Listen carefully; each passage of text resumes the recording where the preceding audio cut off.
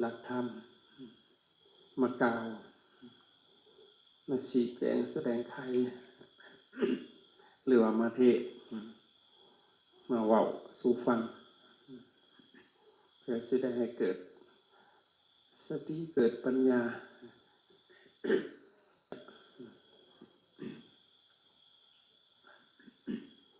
เราจะได้มาทำความเข้าใจหลายๆอย่างพอเราไปประพฤติปฏิบัติจังสิได้ทำถึง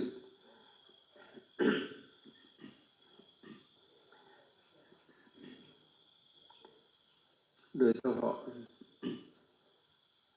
ในเรื่องการประพฤติปฏิบัติพวกเราขาดการได้ยินได้ฟังได้อบรมพอไปเฮ็ดได้เฮ็ดบ่ถูกปากเพราะว่าเราเข้าใจผิดแล้วก็กระทำผิดลงมือกระทำแล้วมันบ่ถูกนะเฮ็ดผิดเพราะฉะนั้นมาทำความเข้าใจให้มันถูกต้องจังลงมือปฏิบัติคือเราสิเดินทาง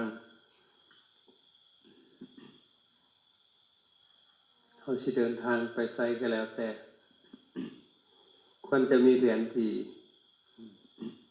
เป็นคู่มือนำทางใดเราบ่เคยไปนะเราควรจะมีแผนที่ชี้นำทางนะคือซุมื้อนี้โลกเทคโนโลยีมันทันสมัยมันมี Google มี GPS มี AI มันนำทางก่อนเฮาก็ไปตามมันนั่นแหละ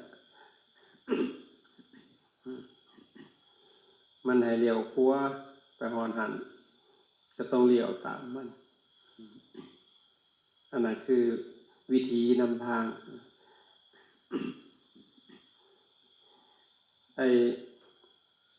หลักธรรมคำสอนก็เช่นกัน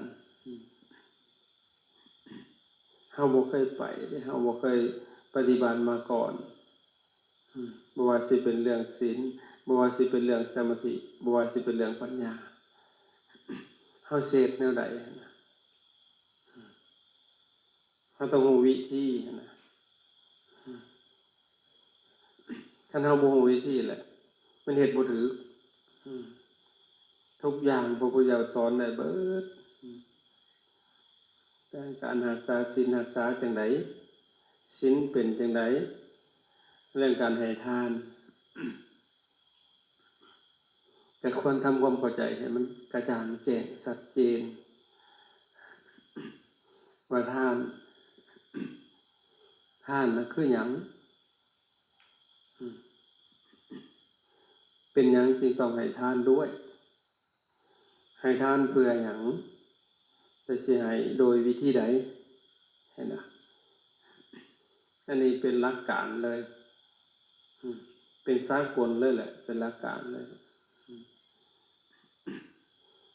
ตั้งคำถามขึ้นแล้วก็ตอบในใจเฮาแหละถ้าสิทำบุญก็ควรจะศึกษาอีกว่าบุญคือหยังเป็นหยังเราจึงต้องทำบุญด้วยทำบุญเพื่อหยังและจะทำบุญโดยวิธีใดเห็นบ่สุดท้ายก็มาลงอยู่ที่วิธีอีกคือเก่า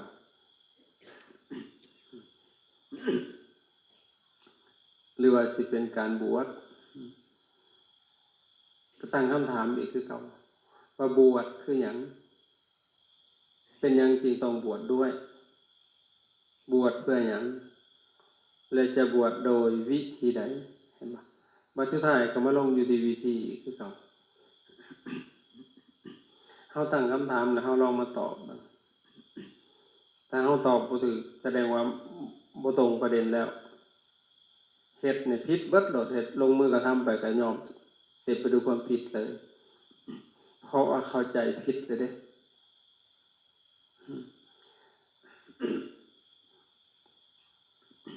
อย่างเช่นสิให้ทานจะถามว่าทานเป็นหยังไปกระตอบทานภาษาพระพุทธเจ้าแล้วภาษาบาลีแล้วทานังหรือทานะทานังหรือว่าทานเว้าเป็นภาษาบ้านเฮาแปลว่าให้แปลว่าเอาให้นะเห็นบ่เอาให้ปันสิ่งของตนให้แก่ผู้อื่นซึ่งพระเจ้าเพิ่นสอนมาเฮ็ดให้ดูอยู่ให้เห็นเย็นให้สัมผัสเพิ่นสร้างบารมีมานะ1 ใน 10มันมีคำว่าทานด้วยทานเป็นเสบียงเฮาสิเดินทางเฮาบ่มีเสบียงเฮาสิไปฮอดบ่นั่นเป็นเสบียงทานนะบุคคลผู้สิมีโภคทรัพย์ก็ต่อเมื่อเขาเคยให้มาก่อนเด้อถ้าผู้ใดบ่เคยให้ทานหาแทบสิตายหาเฮ็ดหาทำแทบสิล่มกระดูกสิเปื่อยเพพังดังบ่เคยได้ดอมปากกอมเอาไว้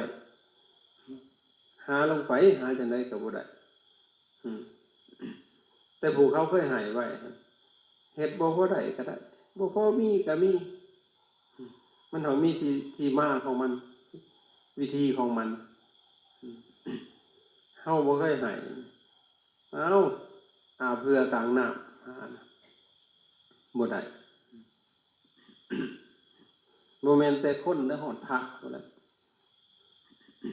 พระเฮาเคยให้ทานไว้อยู่บ่เฮาฮู้เองนะแก่ใจเฮาเคยให้อีหยังแน่ว่าบวชมานี่นะนั่นมันสิมองเห็นภาพเบิดเลยมันหลอกบ่ได้ตัวบ่ได้ตาเฮาเคยให้เฮารับตาไปเฮาก็มองเห็นสิ่งมากๆเคยให้มากๆมันก็สมควรได้เขาเคยให้นะและให้จังได๋มันสิได้ถือการถือเวลาให้ครบเหตุปัจจัยของมันมันก็ย่อมมีประโยชน์พระพุทธเจ้าเพิ่นอธิบายไว้ละเอียดเลยให้คนที่บ่มีค่าปานใดน่ะค่ามันก็น้อยหรือให้สัตว์จังซี่นะค่าก็บ่หลายปานใดดอกสัตว์ให้สัตว์แต่ว่ามีประโยชน์อยู่แต่ว่าให้โดยจิตเมตตาให้มันเทียบกับให้คนที่บาปบงแบ่งก็บ่ได้หลายปานใดอีกให้คนดีขึ้นมาก็ได้หลายเติมขึ้นไปอีกให้ผู้มีศีลขึ้นไปได้หลายเติมได้ประโยชน์มากนะเอาให้คนบ่มีศีลมีธรรมมันก็บ่ได้ประโยชน์หลายบ่ว่าสิเอาหยังให้ก็แล้วแต่เพราะมันเป็นตัวที่แต่ให้ผู้มีศีลมีธรรมบัดมันสิต่อยอดไปอีกได้หลายกว่าเก่าอีกมันเป็นจังซั่นนั่นเป็นจังชี้แจงแสดงไขให้ละเอียดในการให้เป็นการสังสมโภคทรัพย์สมบัติก็ให้ทานไว้บ่ต้องห่วงว่าสิอย่างเช่นพระศิวลีเราบำเพ็ญบารมีทานมามากมายเลยจนถือว่าเป็นเอตคัคเลยผู้เลิศทางอติเลกละนอกจากพระพุทธเจ้าทรงสาวกบ่มีไผเสมอเหมือนเพิ่นเลยพระศิวลีนี่เราสิเดินเขาจุไปในดงก็เกิดเป็นหมู่บ้านขึ้นเลยพระไปน้ำเล่านึง500บ่อึดดอกบ่อึดแนวกินบ่ต้องห่วงว่าสิอึดนะถึงสิอยู่ในป่าดงดิบก็สิเกิดเป็นหมู่บ้านเกิดขึ้นเลยมันสิฮ้อนหัวเทวดาเลยนั่นเพราะอย่างเราได้ให้ไว้ได้สั่งสมบารมีตัวนี้ไว้แต่ก็มีวิบากกรรมตามมาอีกการที่สั่งสมสิ่งบ่ดีนะวิบากตัวใดทั้งบุญแล้วก็ทั้งบาปมานำกันบาปคือหยังแต่ก่อนหั่นเรา เคยไปล้อมเมืองเขาไว้เป็นทหารเป็นนั่นนี่แหละแต่เขาบ่ได้ฆ่าได้แกงล้อมไว้ซื่อๆนี่บ่ให้มันออกมาได้มันก็หิวข้าวหิวน้ำเนาะ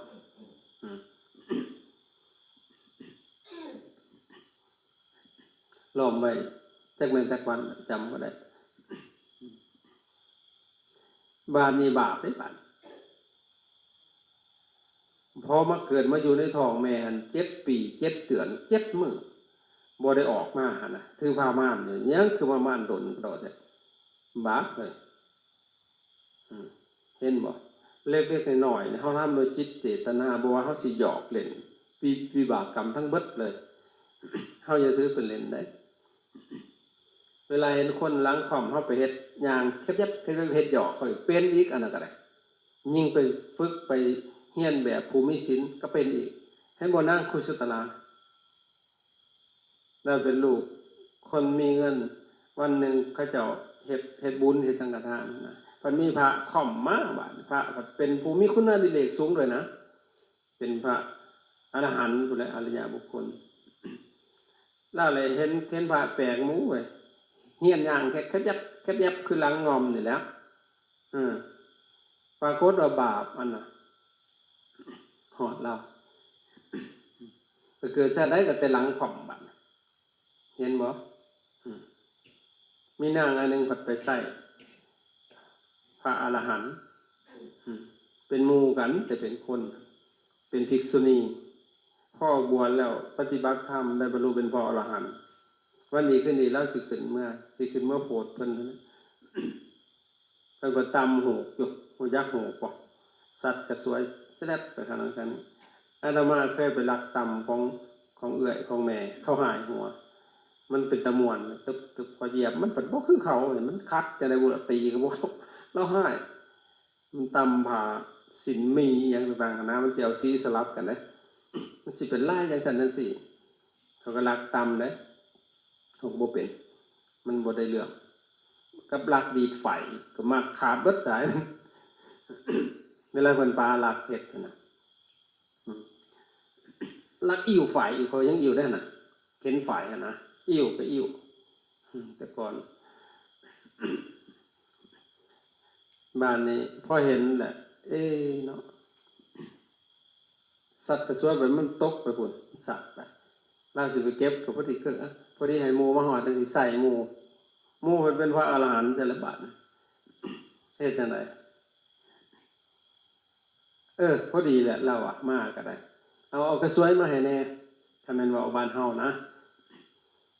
นางภิกษุณีนี่ก็พิจารณาเกือบคันเฮาเอาให้เล่านี่เราบัดสิบาปแห้งเด้อบาด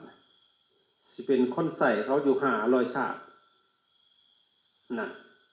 คันเฮาบ่เอาให้พระจิราสิเว้าต่อไปแห้งก็สิบาปตื่มอีกเราสิโกรธเราสิตกนรกบาดเอาแล้วตัวใดสิคุ้มกันตกนรกนี่มันทรมานกว่าเกิดเป็นคนใส่500ชาติอีกได้เราก็เลยเลือกให้เราเป็นคนใส่เขาสักเก็บมาให้บางครั้งเฮาใส่พระในตรงๆเลยระวังไว้เนี่ยจะน้อยเอานี้มาให้ข่อยแน่หันสี่นี่โอ้ระวังนั่นแหละไผพระเพราะฉะนั้นเฮาต้องมีอุบายอันแยบคายอย่างเช่นสมมุติครูบาแดงเล่าอยู่นี่เนาะเฮาก็อยากได้ขันอยู่ทหารเนาะเฮามาโดยความน้อมเนาะโอ้ยครูบาอันแม่เราอยากได้ขันอันนั้นเด้เนาะเฮาบ่สะดวกในการขึ้นไปเอานะเพิ่นแล้วมาให้บ่เป็นบาป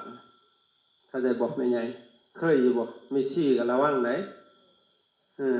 บ่แม่นเราฮ้อสิทำแก่อยู่เรื่อยๆแบบบ่ได้เฮาต้องมีอุบายสิใช้โอ้ยลูกเน้นแม่อยากได้อันนั้นเด้เนาะแต่เพิ่นบ่สะดวกเขาน้อยสิขึ้นไปเอาได้อยู่บ่เขาน้อยคันเพิ่นเห็นว่ามันบ่สมควรเพิ่นก็สิหยิบมาให้เฮาหั่นน่ะบ่เป็นบาปส่วนหลายอาตมาเห็นเมสซี่ใส่พระเว้าให้พระสารพัดเลยของบ่แม่นเมสซี่แถวนี้ดอกอีตนเราเลยบาดเราตายแล้วเราตกนรกแต่บ่ทันได้ตายแล้วบัดนี้เป็นคนใส่เพราะแต่บ่ทันได้ตายแล้ว นั่นเกิดชาติใดก็ เป็นคนใส่เขาย้อนบาปนะแล้วก็เป็นขอทานอีกเห็นบ่สินี่พระศิวลีขนาดเพิ่นบรรลุธรรมเป็นพระอรหันต์เห็นบ่ศาสตร์นั่นแหละแต่กับส่วนที่ดีกับมาพร้อมเลยถือผ้าม่านกับแม่ก็บ่ได้ทุกข์ได้ถือผ้าม่านองค์ปุ่งนะก็บ่ออกจักเทื่อ7 ปีกับ7 เดือนแถมอีก7 มื้ออีกจะในคลอดออกมาแต่อย่าลืมนะ7 ปี 7 เดือนนะบ่ได้อึดแต่ผู้เอามาให้อีหยังก็ได้เพราะว่าวันเฮาก็ถือเลขถือหวยรวยเบอร์เอาซื่อเพราะหยังมันเป็นโภคทรัพย์ของลูกจะสังเกตบ่พวกเจ้าสิเกิดลูกแต่ละคนนั่นคือไฟไหม้เฮือนบ่ถือผ้าม่านดีกว่านั่นแหละยักษ์สิมาเกิดนำตัวน่ะนั่นคือให้นั่นคือด่าพ่อมันเป็นจังซั่นมันเป็นคู่ปรับกันแต่ผู้บางคนมาถือผ้าหั่นบ่ใจดีกินก็อยากกินแต่ของหวานบ่อยากกินของข้าวนั่นเทวดาสิมาเกิดนำฝันก็ดีฝันได้แก้วได้แหวนแสนสิ่งอนาคตดีคนมีบุญสิมาเกิดนำบักขี้บาปขึ้นมาอยากกินแต่ศพเล็กลาบเลือดพุ่นแหละบัดมันเป็นจังซั่นตัววิญญาณปฏิสนธิอยู่ในท้องหั่นเจ้าเบิ่งสังเกตแต่มื้อสิมันมาอยู่ในท้องพุ่นมันเอามีของมันเป็นสมบัติของมันบ่เห็นบอกอันพระเจ้าไอ้พิมพิสารพระนางเวทีเมียของเพิ่นน่ะถือผ้าพระเจ้าอาสาจตุเฮ็ดจังได๋ทุกข์แห้งอีหลีอยากกินเลือดผัวอยู่บ่ได้ทั้งจะข้องจะให้คันสิเว้าก็ย่านผัวก็อุกแล้วจ้อยเหลืองเขาจะกินเลือดผัวผัวก็ถามเป็นหยังเจ้าเป็นหยังเจ้าคือบ่เอาให้ผัวถามแล้วก็ค่อยเว้าบ่ได้เจ้าเว้ากับผัวบ่ได้จะสิเว้ากับไผมีหยังให้เจ้าเว้าเลยเจ้าห้ามบ่ให้เอาโทษเอาโทษหยังบ่เว้ามาโลดข่อยจะกินเลือดเจ้าเว้าแล้วก็ให้ผัวก็เอามีดแทงเลยหัวเขามันถาดทองคำห้องผลเลือดซัดออกมาเอาให้กินแดงใจไวถึงใจแล้วรอลูกกินลูกไปเสพว่าซั่นสิเลือดกว่าเบิ่งดูถือผ้าคาท้องมองคนมาทำนายทายถักว่าลูกเกิดมาสิขาพอตบกระเด็นเลยหัวตบมอหนน่ะแก้วเหี่ยวความหักลูกเจ้าเบิ่งดูเราหูแล้วว่ามันสิเกิดมาปีสิกระดานขาพอกงกรรมกงเกียนมันเวียนมาฮอดเราก็ไปหัดขี่ม้าจะให้มันตกให้มันแทงลูกมันจ้างก็บ่แทงมันสิเกิดมาใส่กรรมสุดท้ายจนออกมาเลยเป็นอธิบาลไปรับไอ้สมคบคิดกับพระเทวทัตตัวป่านเทวทัตเป็นมีฤทธิ์มีเดชจะแล้วป่านเราเข้าฌานได้เด้เจริญสมถะวิปัสสนาเฮ็ดเป็นงูมาพันโตแล้วก็เขามานั่งอยู่ในตักของพระเจ้าอาสาจตุไว้บ่ต้องย่านเฮาคือเทวทัตว่าซั่นเฮ็ดแปลงกายเฮ็ดจังได๋ได้เบิดเกิดศรัทธาเลยบาดต่อมาก็พวกอามาตย์คราชบริพารไปยุยงให้เล่าหันขาพอคันจะขึ้นของหลาดที่จริงเขาจะคุมอำนาจเองนั่นแหละเราก็ได้หลงผิดเลยในที่สุดก็เลยยึดอำนาจคันเป็นว่าบ้านเฮาก็ได้จับพอเขาคุกพอเป็นพระอริยบุคคลเลยเจ้าเขาคุกแล้วยังบ่พอได้เล่ากับบ่ตายจักเทื่อบ่ได้กินก็เราเป็นพระอริยเจ้าเราเจริญอานาปานสติเนาะเฮ็ดจังได๋คือบ่ตายจักเทื่อผู้มีอาหารก็ลักเอาเข้าไปส่งลูกก็หามกันจนถึงขั้นว่าเอาแป้งเอาอีหยังทาน้ำโตนะแนวอยู่แนวกินนี่อาจารย์ว่าให้พ่อน่ะกินพอสิอยู่ได้สุดท้ายก็กักขังบ่ให้แม่เข้าไปได้ไปเบิ่งยามใดก็บ่ตายโอ้ยพระองค์เสด็จจงกรมอยู่ตลอดโอ้ยากนำเดินจงกรมแหกตีนเลยบาดนี่บ่ให้เดินจงกรมได้บาดในสุดแล้วก็จนตายพอดีวันที่เราตายหั่นกับเพิ่นประสูติลูกพร้อมกันข้าราชบริพารก็มาบอกว่ามีข่าวดีกับข่าวร้ายเอาเจ้าสิเอาข่าวตัวใดก่อนเอาข่าวดีก่อน ข่าวดีหันคืออาคาเมสีขอดบุตรประสูติบุตรข่าวหลายเลยพอหันสวรรคตโอ้ยหลวงเลยแล้วจิตเราอ่อนโยบโลดพอเจ้าของมีลูกมันคิดเห็นจังได๋ล่ะบัดนั่นแหละเพิ่นจึงว่าหนูกัดหูจึงมาหูคุณแมวลูกแพ้แนวจึงหูคุณพ่อแม่อ่อนโยบโลดจังได๋ระลึกได้นะสายเกินแล้วพอจนตายแล้วแล้วก็ทำคุณงามความดีบ่ค่อยในการสังคายนาพระธรรมวินัยพระไตรปิฎกครั้งแรกอยู่กรุงราชคฤห์อยู่เขาสัตบัญพุ่นเราเป็นหูอุปถัมภ์เลยแหละทุกอย่างปานนั้นเรายังตกอวิจีผู้แล้วผลจังหันจังสิได้รับส่วนบุญเช่นนี้พระศิวลีก็เช่นกันบุญกับกรรมมานำกันเลยพอคลอดออกมาหลั่งไหลมาซึ่งอติเลกละบ่ได้อึดทุกสิ่งทุกอย่างนั่นเกิดจากบารมีทานตรงกันข้ามบาดน่ะพวกที่บ่ให้ทานไว้ขี่จนบ่ให้ม้ากินพระโลสกติสัตว์แต่ก่อนเกิดท่านพระพุทธเจ้าอีกด้วยนะศาสนาพระพุทธเจ้าองค์ก่อนบวชตั้งว่า10,000 พรรษาพุ่นแต่เป็นพระขี้เป็นแต่อีตนอยู่ไหนกิเลสเนาะแม้แต่พระเขาก็ขี้หวงแก้วหวงถิ่นพุ่นน่ะโอ้ยมันแห้งแล้งเสียเหลือเกินในจิตใจหั่นน่ะคือพระอาจารย์นี่แห้งอยากให้ครูบาอาจารย์มาเทศมาสอนเฮาเทศบ่เป็นอยากให้หมู่เทศแต่ก่อนอาตมาเทศบ่เป็นไปเอาธรรมะของหลวงพ่อไปย้ายให้เขาเจ้าฟังอยากให้ฟังนำดีเห็นบ่เฮาเว้าผัดบ่เป็นบาดนี่คือเพิ่นน่ะนะไปอัดเอาในแผ่นซีดีมาแจกไล่ออกมาซื้อฮอตคอมเป็นไล่ออกมาอัดกอบมาคัดสิแจกไปเบิดผัดบ่มีเงินบาทเฮ็ดจังได๋บาทนี่เอาให้เขาเจ้ามาบูชาเอาอาศัยว่าเฮาซื้อมาเท่านี้นะให้เขาเจ้ามาแทนเอาซำนี้นะแต่เครื่องอัดอิหยังเฮาบ่ได้คิดหลายเฮาซื้อมาเองนะ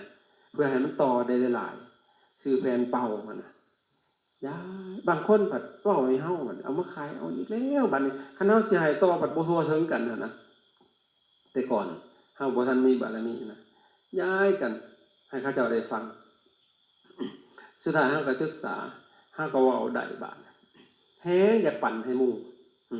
บ่ขี้ทีเลยว่าบ้านอาตมานี่ไปโลดเด้อบ่ขี้ทีพระนี่ไปโลดเท่าใดข่อยก็เลี้ยงโยมคือกัน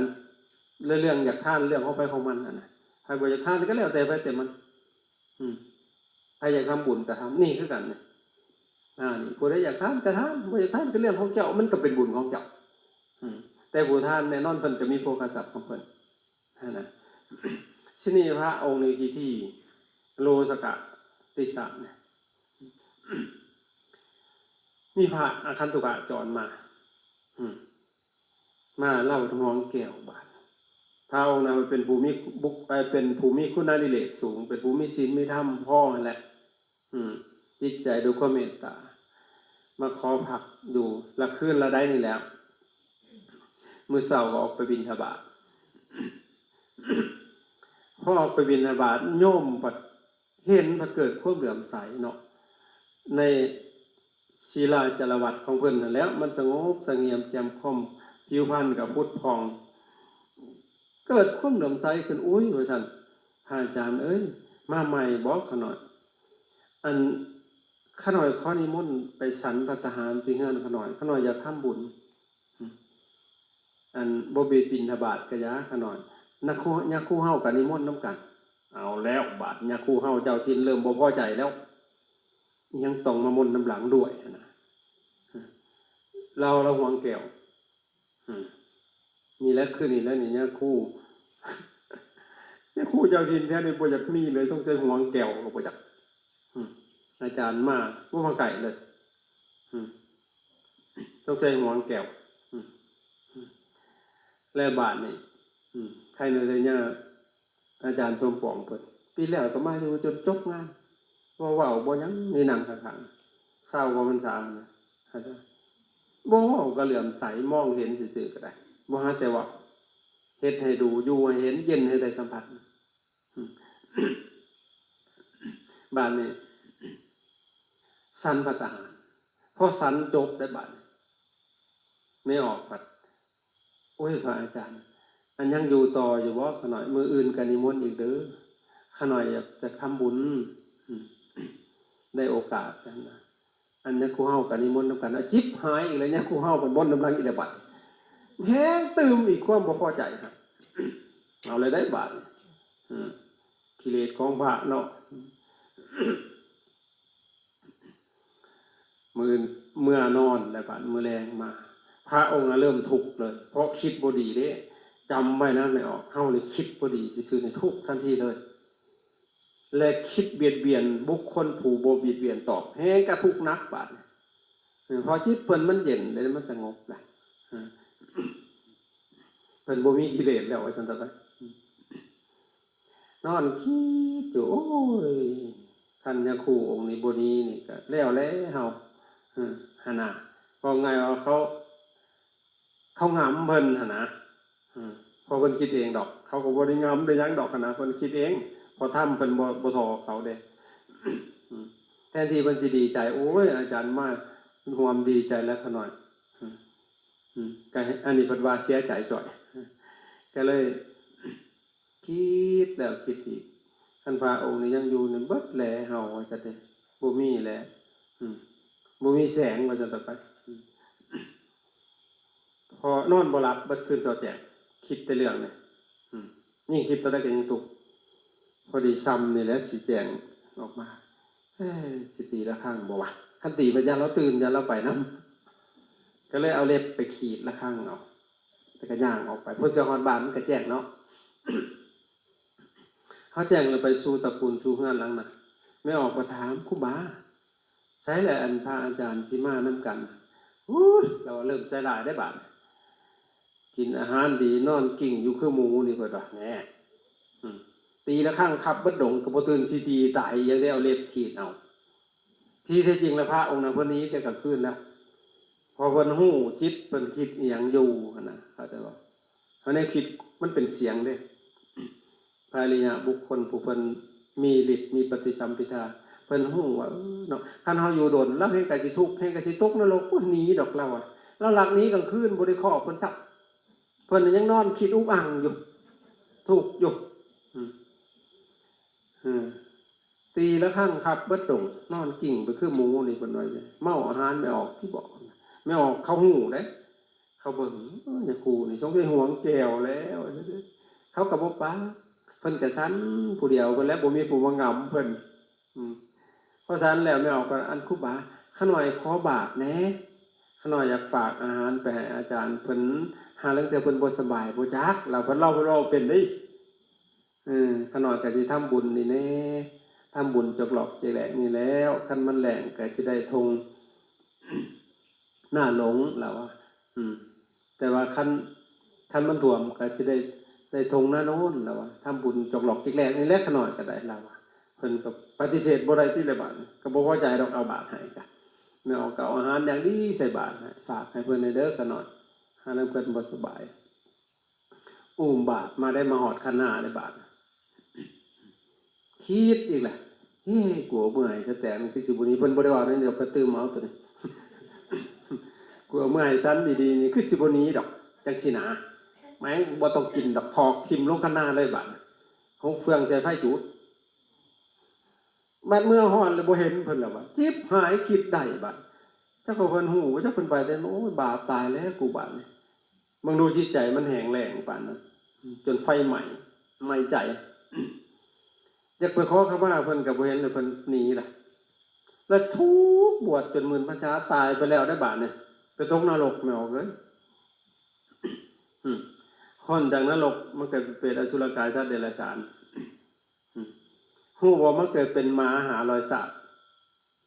500ชาติน่ะอิ่มทีเดียวกินน่ะกินหยังก็บ่เคยอิ่มเลยมีแต่หิวตลอดพวกเฮาฮู้จักได้อิ่มนี่เนาะนั่งคงมกอยู่บ่กินต่อแล้วกันอิ่มแล้วแม่นบ่แต่ว่าเล่าหันบ่อิ่มเลยตกนรกมันเกิดเป็นม้า500ชาตินะกินหยังก็บ่อิ่มจักเทื่อหิวอยู่ตลอดบ่เคยอิ่มกิน สร้างกับบ่เหลือกินเสื้อกับบ่อิ่มคือเพิ่นว่าบาปบาปสิอิ่มด้วยซากที่หาลอยมาก็เป็นมาลงเจ้าของเลยมาลงคนมาลงเจ้านะไปสิเกลือมันเลยเนาะให้กินเองกินยังกับบ่อิ่มบาปสิอิ่มได้ย้อนคนขี้เหล้ามันกินเหล้ามามันเมายางขาตบตะกะแตนมาล่มในหนทางหากแตกออกให้มากินหากบาดกินหากอิ่มแล้วเมาหากตายน้ำกันบาดนี่เทื่อเดียวนั่นแหละ500ชาติน่ะเบิ่งดูความอาภัพจิตใจมันแห้งแล้งระวังเด้อพระเฮานักหน่วงเด้อหั่นนะครับแต่ว่ามันบาปแห้งหั่นนะครับแต่ว่าจิตใจเขาเครียดมันเด้ตายจากหมาหันชาติที่หาลอยอิ่มตัวเดียวนั่นแหละหากระหูอิ่มพันเมาน้ำบักขี้เมาเลยบักขี้เมาพันพอตายได้พึ่งมันม้าพันตายไปตายเลยไปเกิดเป็นยักษ์อีก500ชาติยักษ์หิวยักษ์ตัวหิวคือกันบาปมันบาปกันยังวะเกิด500ชาติเป็นตะยักษ์เนี่ยแหละชาติที่500พัดกินอิ่มบาปนี่กินดังกินไส้แห่คนเอาลูกเลยเอาไส้แห่ไปฟังฮะเด้ผู้เฒ่าเพิ่นว่าเอาไส้แห่ไปฟังนี่ถ้าเขาถือเบื้องซ้ายนี่คนผู้นั้นสิแห้งซ้ายคนผู้เจ้าของไส้แห่นะอันนี้จักแท้จริงก็ได้บ่ฮู้แต่ที่แน่ๆนี่นะน้องพระอาจารย์นี่น้องสาวป้าเอาไส้แห่ไปฟังป้าเราเป็นคนถนัดซ้ายเนาะ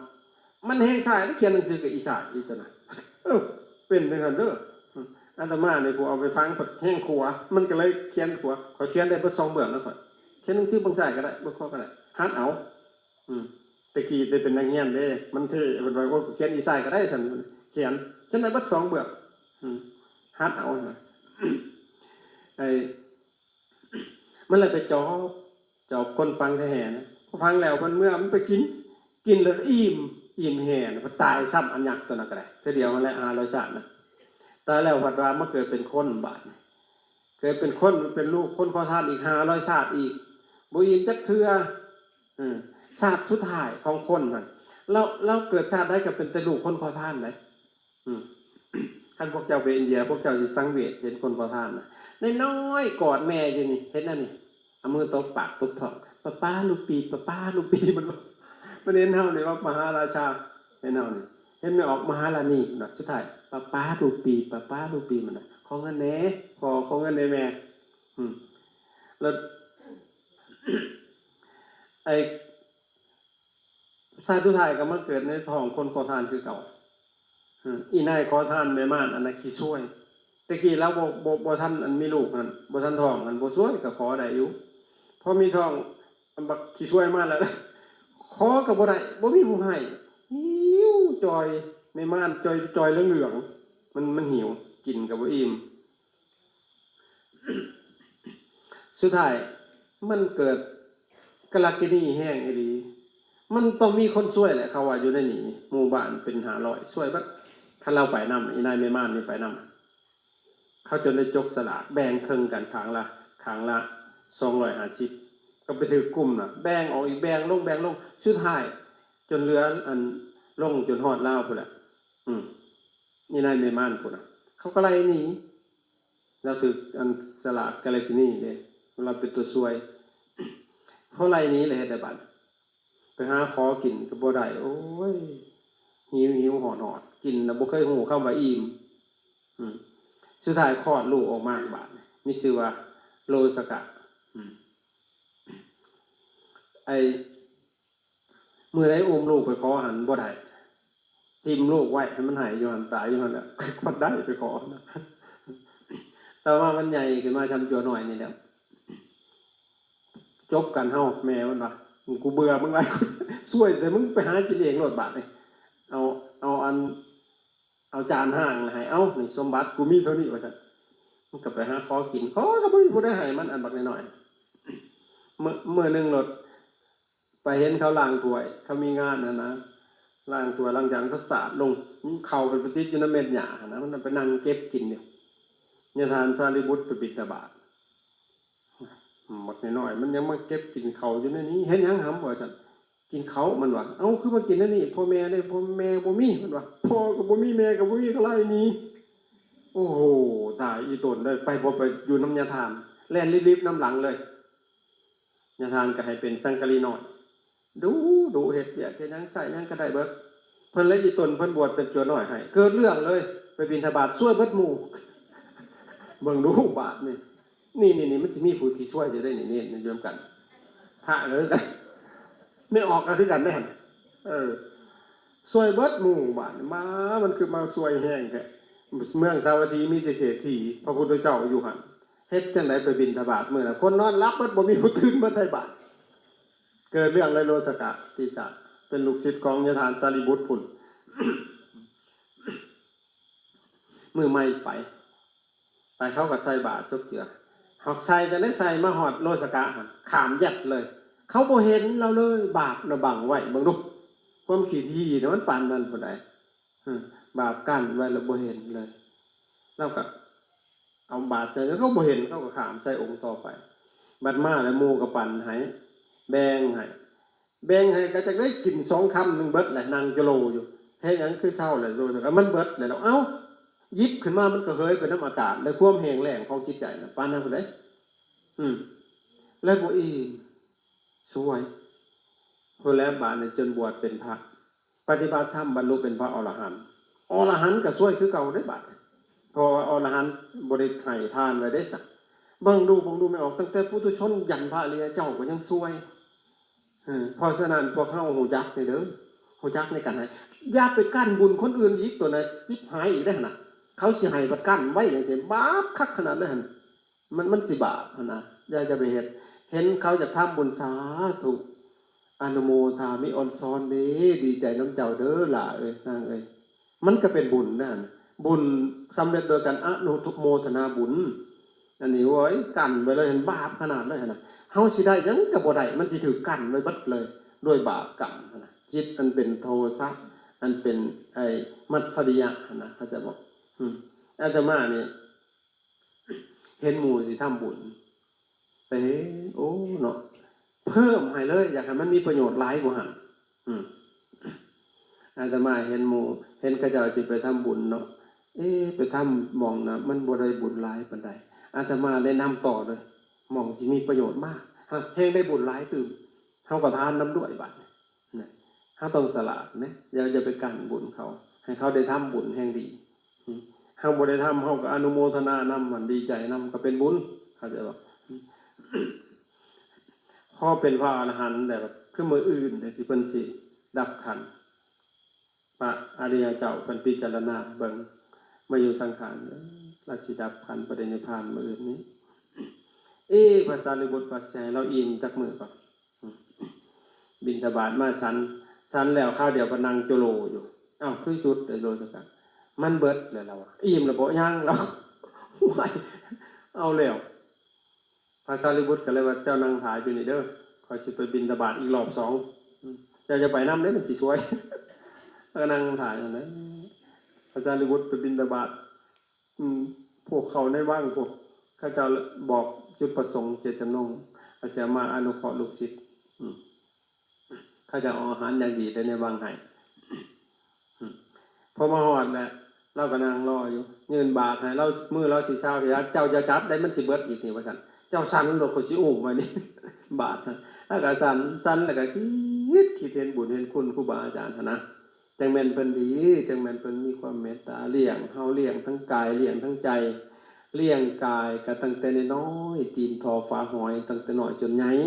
แล้วมาเลี้ยงใจจนเฮาได้บรรลุอมตะธรรมจังแม่นเพิ่นมีคุณเนาะอาจารย์ผู้เกื้อหนุนสันไปสันมาแล้วอิ่มแล้วเลยยิ้มโอ้ยอิ่มนี่เป็นจังซี่เนาะผัดบ่อยากเนาะเราอ่ะถ้าจะเกิดมาก็บ่เคยฮู้คำว่าอิ่มเราอ่ะมันอิ่มนี่พัดสร้างเป็นว่าบ่อยากเนาะเราอ่ะตายซับเห็นบ่กินอิ่มเทื่อเดียวเป็นคนก็ตายเบิ่งดูพวกเฮาฮู้อิ่มอยู่ติแสดงว่าบ่ช่วยปานใด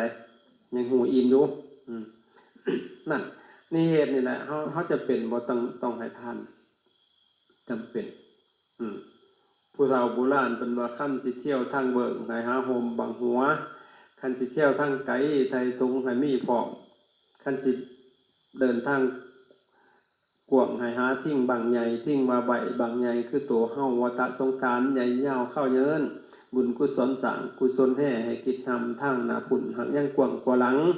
บางบ่ได้ตื่มน้ำบุญสิขาดเกินบกเดินบ่ทงทั้งไก่ไทยทงกระเบิดเกี่ยงท่านบ่มีพ่อหน่อยศีลบ่มีพ่อน้อยภาวนาต่อก่อยบุญสิได้บ่จังได๋ท่านนั้นคือเสบียงศีลหันเป็นโฮมกังคันอยู่ใหญ่บังหัวท่านน่ะคือเสบียงไทยตรงให้มีพร้อมแม่นสิไก่ย่อเยินภาวนาตักน้ำใส่ไก่ปานใดก็บ่ย่านทิ้งบังเลยตื่มเต็มเฮาเดินทางในวัฏสงสารมันต้องอาศัยเสบียงเราเรียนเพราะฉะนั้นจำเป็นจริงในให้สังเกตเอาก็โลดพวกเราเนี่ยนั่งอยู่น้ำกันคิดไม่รับตายคิดกูให้ยังเนี่ยว่าแต่เกิดมาอาตมาแต่ข้าวเป็นคนเราไม่ได้หูจักให้เลยคือที่อีตนเจ้าของ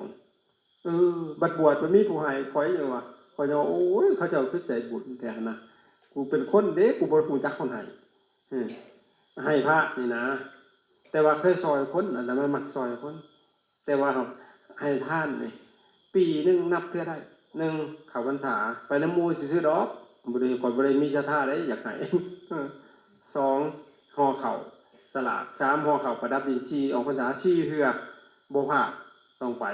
พอเข้าพาไปพวกผู้แจกผู้สาวเขาพาไปก็ไปนำเขาก็แต่งคันให้เฮาบ่แต่งเองเงินเขาก็ใช้เองบ่แม่นเงินเฮาซับยังบ่จักให้ได้ยังจักเอาออกอีกได้หันบ่ดูความกว้างก่อนโอ้ยจักเจียวไปยังเงินเอาไว้ซื้อดิวัดน่ะเพิ่นมีพระหลาย8องค์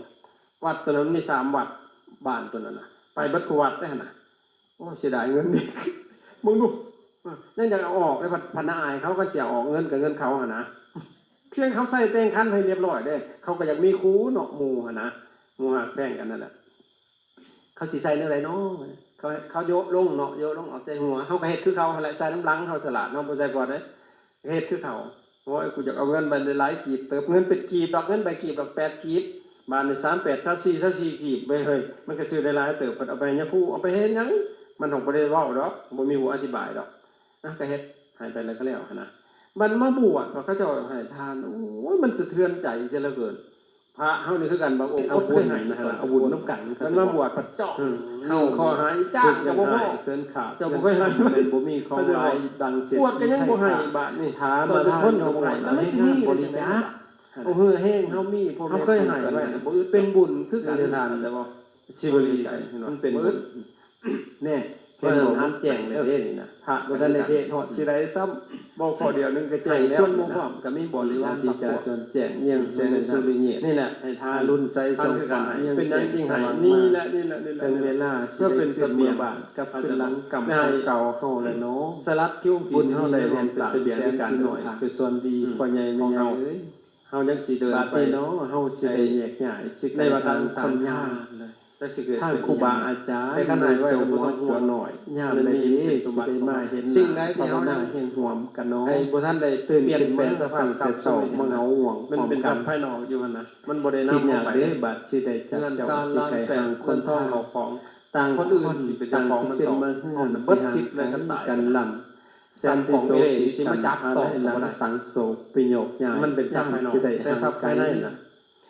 คิดอย่างนี้บาดสิได้จักเจ้าสิไกลห่างคนทาง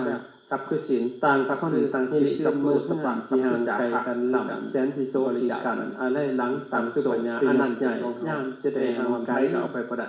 คอยอยู่ในน้ำของวัฏโดยโจรก็ลักไปบ่ได้เลยขา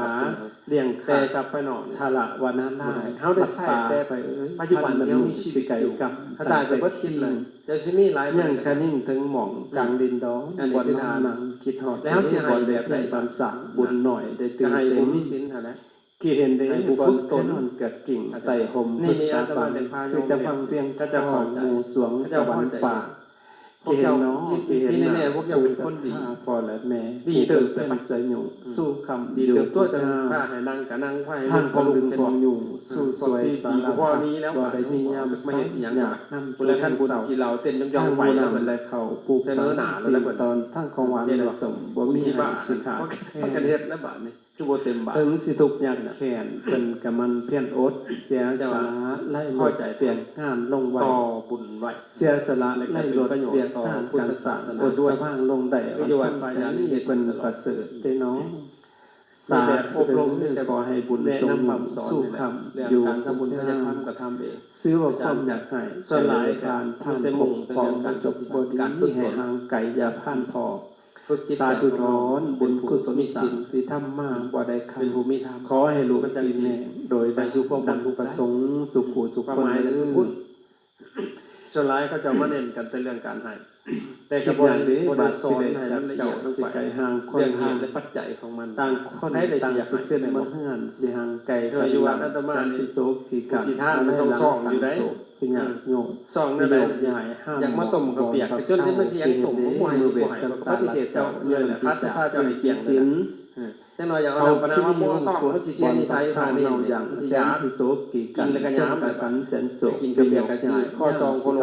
ข้อเน่ามาเกามาต้มบัดอกหักก็เล่นเนี่ยเช้าก็เลยลังก็ต้องกินง้อมเลยกินเดียวถ้าลงคิดหอน้ำอัดสงสารไปเลยบรรณาสาระหน่อยมุ่งใบตองอาหารต่างๆไฟแสนสูงงามสิเขาสู่นะปีนี้ก็สันดอนนั่งสิบุตรชั้นอยู่วัดลายมือเติบตอนเพิ่นสิกลับสันอยู่บ้านอยู่เงินจากคอยจากเขาคีรีวงก้นเป็นจะพาไปแบบอาหารในวันนะประจำเพิ่นคอยเพิ่นเงียบเอิ้นสั่งเบิดต้นไม้ต้นตอกสัตว์สาวาสิ่งสาบกรณีคิดเห็นบ่อนลูกหน่อยเพิ่นลิ้นกนาซาลีนั่งเล่นอยู่ใต้ห่มไม้กลางพื้นแผ่นดินงอมงี้มาแม่นคิดฮอดที่ฮอดอาสมสร้างมุ่งใบตองปูพางไม้ไผ่ย่ามเลยเด้ไฟป่าสิมาใหม่ย่ามเลยเด้สัตว์หายสิมาทำลายกินหอดเอิ้นสั่ง